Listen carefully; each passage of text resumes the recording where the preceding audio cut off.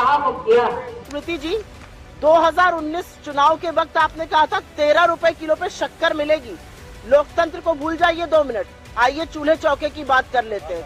13 रुपए की शक्कर देने का वादा किया था, 45 पर शक्कर मिल रही है। 400 रुपए के सिलेंडर पर बड़ा प्रदर्शन करती थी आप, आज वो सिलेंडर 1200 पर है। महिला सशक्तिकरण की बात करती थी, आप ही के एमएलए का लड़का एक लड़की का यौन शोषण करता है और उसकी हत्या कर देता है उत्तराखंड में। लीपापोती आपकी सरकार करती है, आप चुप रहती हैं। आपका विधायक दोषी पाया जाता है रेप का, आप चुप रहती हैं। आपके नेताओं के ऊपर यौन शोषण के आरोप रखते हैं, आप चुप रहती हैं। वहीं मध्य प्रदेश के गृह मंत्री डॉक्टर नरोत्तम मिश्रा आज सुबह उज्जैन आए और सीधे महाकाल मंदिर पहुंचकर बाबा महाकालेश्वर के दर्शन किए। इस दौरान उन्होंने गर्भगृह के बाहर पूजा अर्चना कर भगवान का आशीर्वाद लिया।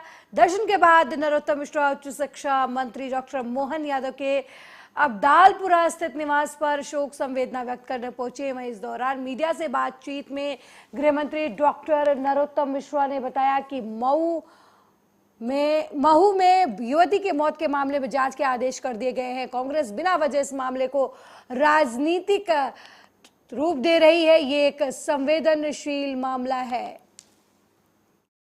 ऐसी मां जिन्होंने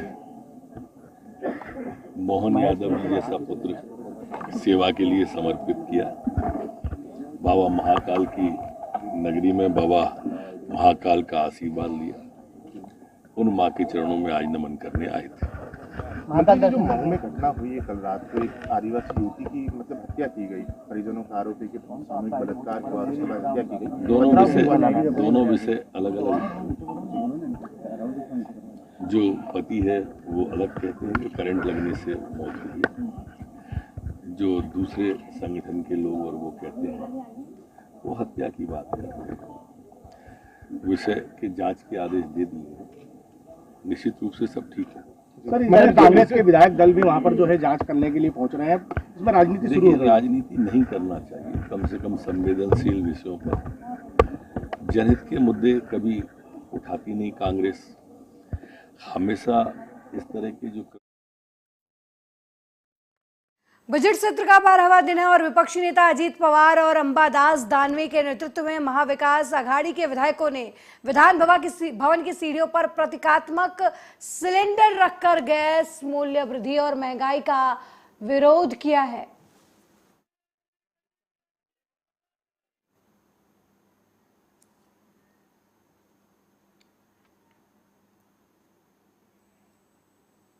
वहीं लंदन में भारतीय महिलाओं को प्रेरित करने के लिए IIWC एम्पायर अवार्ड की घोषणा की गई है। मीनाक्षी को यह अवार्ड से सम्मानित किया जाएगा। मीनाक्षी का यह दूसरा अंतर्राष्ट्रीय पुरस्कार है। इससे पहले उन्हें कनाडा के Indo Canadian arts and cultural initiative के वुमेन हीरो पुरस्कार से सम्मानित किया गया था। रश्मि मिश्रा ने बताया कि पुरस्कार वितरण समारोह में 15 मार्च को इंग्लैंड के हाउस ऑफ कॉमन्स के प्रांगण में आयोजित किया गया और इस समारोह में मीनाक्षी वाल्के के प्रेरक कार्यों पर बनी फिल्म भी दिखाई गई। इन पुरस्कारों के जूरी में इंग्लैंड के संसद के सदस्य और विश्व प्रसिद्ध कुछ भारतीय दिग्गज भी शामिल रहे। मीनाक्षी ने करीब 1000 महिलाओं को बांस की कला सिखाई। उद्योग के मामले में उन्होंने 5 यूरोपीय देशों को निर्यात करके भी साबित किया अपने काम को। मीनाक्षी ने कम शिक्षा और कठोर प्रशिक्षण के बावजूद बांस की डिजाइन में कई सफल प्रयोग किए हैं। उनके प्रयोग में bamboo, QR code scanner, friendship band, crown, मंगल तोरण लोकप्रिय थे। बाम्बू राखी के लिए विश्व प्रसिद्ध उनकी बड़ी लोकप्रियता है। और ऐसा मतलब अभी भी चल रहा है कि मैं महिलाओं को ट्रेनिंग देती हूँ, अभी बाहर भी ट्रेनिंग देती हूँ, जैसे बाहर मतलब महाराष्ट्र के बाहर भी और महाराष्ट्र में भी। और पिछली बार हमको इज़राइल से भी ट्रेनिंग का मतलब प्रपोज़ल आया था, लेकिन किसी मजबूरी की वजह से नहीं जा पाए, तभी कोरोना भी चल रहा था, उसके लिए हम नहीं गए। तो लेकिन आगे मतलब जाएंगे। तो फिर हमने वो काम अभी भी चल रहा है, जैसे महिलाओं को ट्रेनिंग देना और उनको रोज़गार देना। उसके बाद अभी जो भी ये अवार्ड का जो मतलब प्रपोज़ल आया, अवार्ड का जो उन्होंने वहीं शीतल महात्रे वायरल वीडियो मामले में अब तक 6 लोग दहिसर पुलिस ने गिरफ्तार किया है। इन 6 लोगों को दहिसर पुलिस ने बोरीवली कोर्ट में पेश किया है। इन 6 आरोपियों को 17 मार्च तक के लिए पुलिस कस्टडी में भेजा गया है। दहिसर पुलिस ने वायरल वीडियो मामले में 201 सेक्शन को और जोड़ दिया है। दहिसर पुलिस अधिकारी जांच करने के लिए 2 दिन की पुलिस कस्टडी मांगी थी आरोपियों की, और अब उन्हें 6 दिन की पुलिस कस्टडी के लिए इन 6 लोगों को भेजा गया है।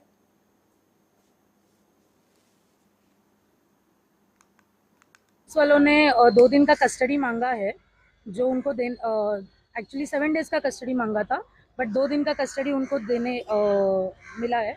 तो 17 को उनको वापस प्रोड्यूस किया जाएगा।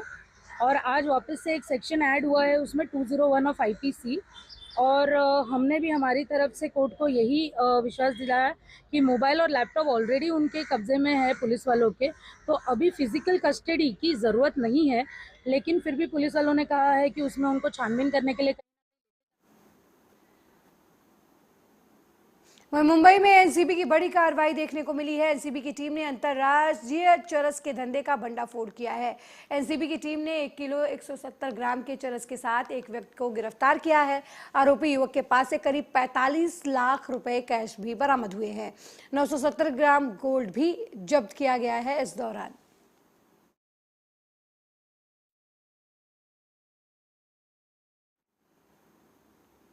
वहीं महाराष्ट्र के नासिक जिले में बकाया बिजली का बिल वसूलने गई बिजली विभाग की टीम पर लोगों ने हमला किया है। नासिक जिले के भारत नगर इलाके की यह घटना है। मिली जानकारी के मुताबिक बिजली विभाग की टीम जैसे ही एक घर पर बिल वसूलने के लिए पहुंची, परिवार के लोगों ने उन पर हमला कर दिया। फिलहाल इस मामले में नासिक पुलिस ने हमला करने वाले लोगों के खिलाफ मामला दर्ज कर मामले की जांच शुरू कर दी है।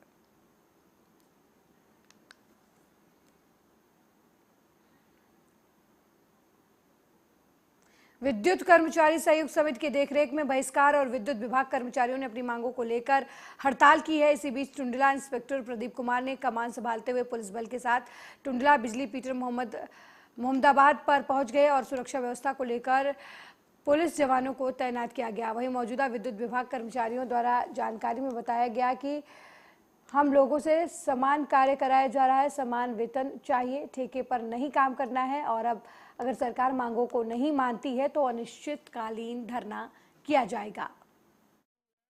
समान कार्य समान वेतन मिलना चाहिए हमें, और ये ठेकेदारी है उसको बीच से हटाया जाए। विभाग द्वारा हमें वेतन मिलना चाहिए, जो गवर्नमेंट द्वारा यानी हमें वेतन मिलना चाहिए विभाग द्वारा ही। इसलिए हम धरने पर बैठे हुए सभी लोग। आज से ही 15/3/2023 से ही आज से शुरू हुआ। अभी तो कार्य बहिष्कार है और ज़्यादा रहा तो फिर आगे तक तो बिल्कुल ही कार्य बंद कर दिया जाएगा। 72 घंटे के लिए पहले भी डेट बता चुके हैं कि 72 घंटे के लिए कोई भी कार्य नहीं किया। लाइन बाधित हो जाएगी, वो लाइन बाधित ही रहेगी।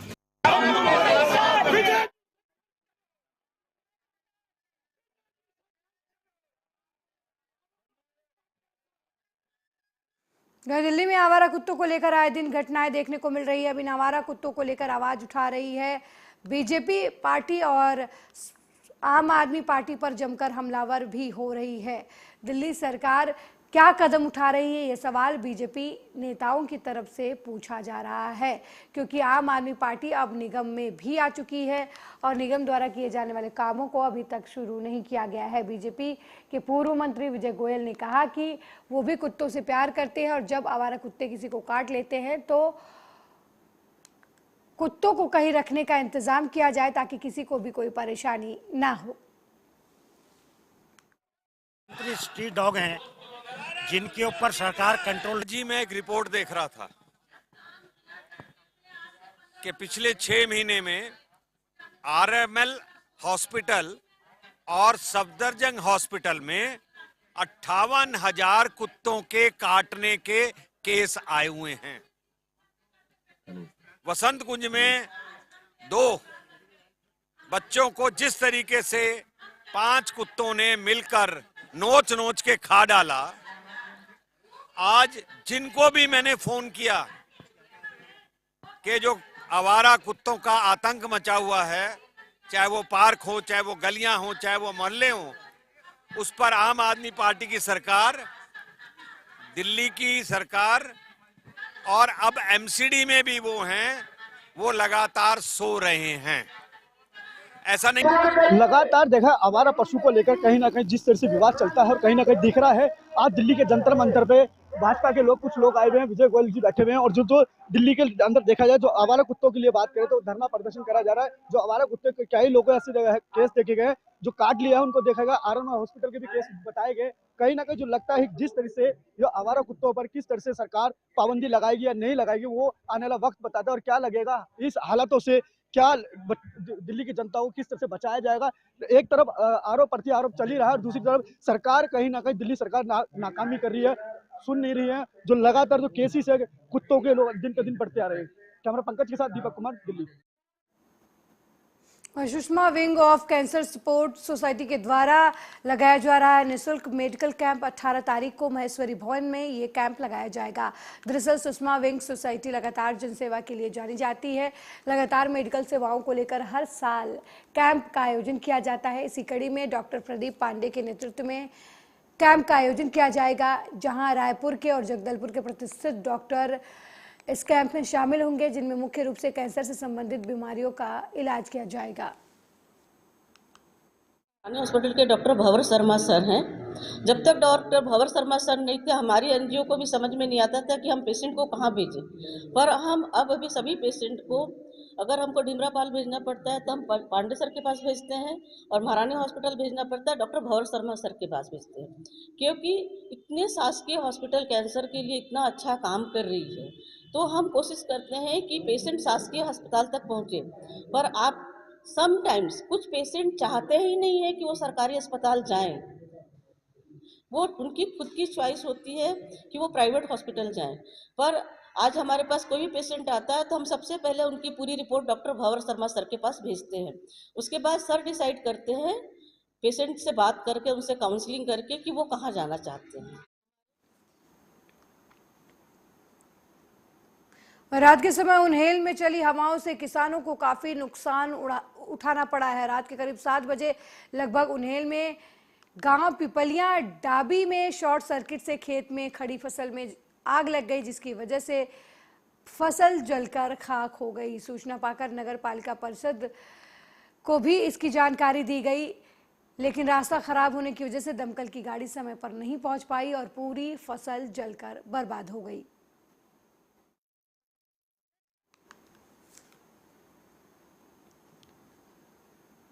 वहीं अंशदायी पेंशन योजना बंद कर पुरानी पेंशन योजना लागू करने की मांग के लिए राज्य के कर्मचारी संगठन ने हड़ताल की घोषणा की है। हड़ताल का तीसरा दिन था। चंद्रपुर जिले के सभी शासकीय विभाग के लगभग 17 से 20 हजार कर्मचारी हड़ताल पर है।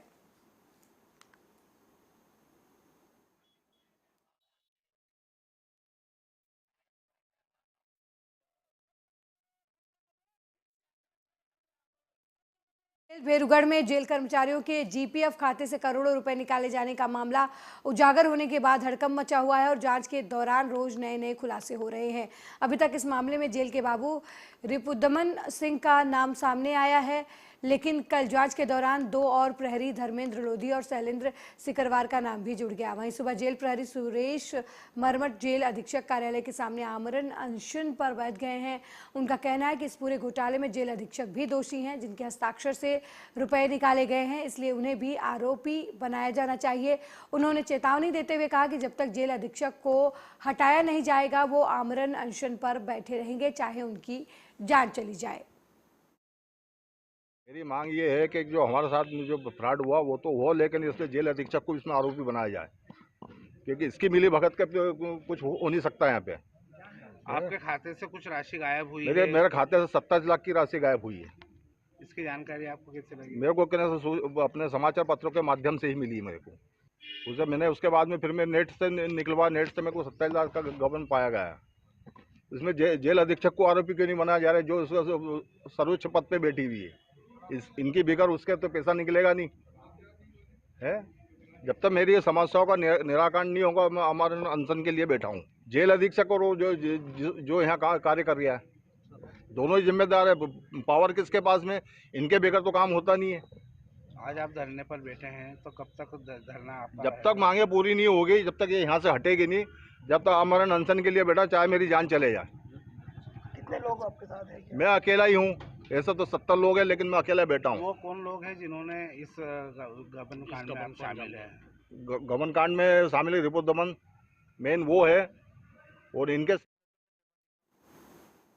जनवरी 2024 में अयोध्या में राम मंदिर का निर्माण पूरा हो जाएगा और मूर्ति की स्थापना के बाद रामलला का मंदिर श्रद्धालुओं के दर्शन के लिए खोल दिया जाएगा। ऐसी जानकारी श्री राम जन्मभूमि तीर्थ क्षेत्र ट्रस्ट के कोषाध्यक्ष स्वामी गोविंद देवगिरी जी महाराज ने डोंबिवली में दी। मुंबई से सटे डोंबिवली में एक सामाजिक कार्यक्रम में शामिल होने के लिए महाराज पधारे थे, जहाँ पर उन्होंने मीडिया से बात करते हुए जानकारी दी और आगे कहा कि राम मंदिर के मुख्य प्रवेश द्वार में जो सागौन की लकड़ी का इस्तेमाल होगा, वो लकड़ियाँ महाराष्ट्र के चंद्रपुर शहर से लाई जाएंगी। एक्सपर्ट्स के अनुसार, विशेषज्ञों के अनुसार महाराष्ट्र की लकड़ी बहुत अधिक अच्छी है और इसलिए महाराष्ट्र से लकड़ी लेना ही निश्चित हुआ है। और वो कहाँ से, चंद्रपुर से जाएगी और कहाँ से जाएगी मुझे पता नहीं है, लेकिन वो महाराष्ट्र से जाएगी, इतनी बात सही है। जानकार एक्सपर्ट्स के अनुसार, विशेषज्ञों के अनुसार महाराष्ट्र की लकड़ी बहुत अधिक अच्छी है और इसलिए महाराष्ट्र से लकड़ी लेना ही निश्चित हुआ है। और वो कहाँ से, चंद्रपुर से जाएगी और कहाँ से जाएगी मुझे पता नहीं है, लेकिन वो महाराष्ट्र से जाएगी। जाने माने संगीतकार सिद्धांत कपूर ने मुंबई में बेपरवाह शीर्षक से अपना नया म्यूजिक वीडियो लॉन्च किया है। ये म्यूजिक वीडियो झुग्गियों में रहने वाले साधनहीन बच्चों की जिंदगी जीने के जज्बे से प्रभावित है, जो दुनिया भर में मशहूर लेखक रस्किन बॉन्ड की लोकप्रिय कविता स्लम चिल्ड्रंस एट प्ले पर आधारित है। जी हम बहुत एक्साइटेड हूँ मैं, और इतना बड़ा ऑनर है हम सब के लिए कि तब्बू जी आई और उन्होंने इस मेरे पहले म्यूज़िक वीडियो को लॉन्च किया। और ये बहुत स्पेशल प्रोजेक्ट है मेरे लिए। इसमें रस्किन बॉन्ड सर की पोइट्री है जो उन्होंने लिखी है, उस पर मैंने इसको कंपोज किया है, और साथ में रहमान सर का ऑर्केस्ट्रा है, सनशाइन ऑर्केस्ट्रा, और पॉल मार्शल जी ने बहुत अच्छा डायरेक्ट किया है इसको। और हमारे 3 सुपरस्टार्स हैं उसमें बच्चे जो बहुत अच्छा डांस और एक्ट करते हैं, गुंजन, तेजस और सोमांश। तो आई थिंक एक ड्रीम टीम था हमारा, और तब्बू जी के आने से एक ड्रीम। वहीं कांग्रेस प्रवक्ता सुप्रिया श्रीनेत ने आरोप लगाया कि स्मृति ईरानी ने टुकड़े टुकड़े गैंग की बात की। इस देश के पहले टुकड़े टुकड़े गैंग तो सावरकर थे और उन्हीं के लोग आज उसे चला रहे हैं। इस देश का पहला टुकड़ा टुकड़ा गैंग तो सावरकर जी थे और उन्हीं के लोग आज उसको लेकर चल रहे हैं। इस देश के 2 टुकड़े कराकर जिन्ना के साथ मिलकर सावरकर का काम था और पाकिस्तान और हिंदुस्तान का बंटवारा। और ये सच है कि नरेंद्र मोदी जी आज भी वही काम कर रहे हैं। इस देश को भाषा के आधार पर, वेशभूषा के आधार पर, धर्म के आधार पर, जाति के आधार पर अगड़े को पिछड़े से लड़ाना, अगड़े को दलित से लड़ाना, हिंदू मुसलमान को लड़ाना। आपने तो मिजोरम और असम में गोलियां चलवाई हुई हैं, आपने कर्नाटक और महाराष्ट्र को भिड़ाया हुआ है। अगर ये टुकड़े टुकड़े गैंग नहीं तो असली टुकड़े टुकड़े गैंग के सदस्य और सरगना तो खुद रूलिंग एस्टैब्लिशमेंट और प्रधानमंत्री मोदी उसके लीडर है।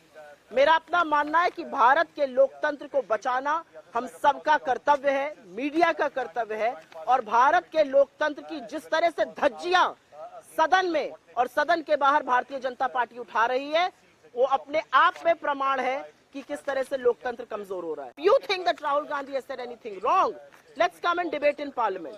लेकिन शर्त सिर्फ एक होगी कि जब वो महंगाई की बात करेंगे, आप लहसुन प्याज नहीं खाती हूँ कह के बचेंगे नहीं। जब वो बेरोजगारी की बात करेंगे तो आप पकौड़ा तलने की सलाह नहीं देंगे। जब वो चीन की बात करेंगे तो कोई घुसा हुआ नहीं कहकर आप भागेंगे नहीं। और जब वो अडानी पे बात करेंगे तो आप कांपती हाथों से पानी नहीं पिएंगे।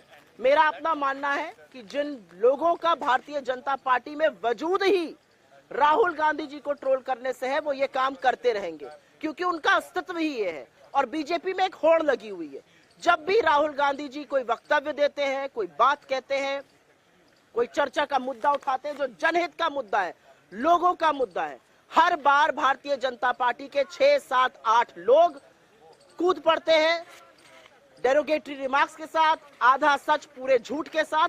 और यही काम आज मंत्री स्मृति ईरानी ने और तमामों मंत्री कर रहे हैं।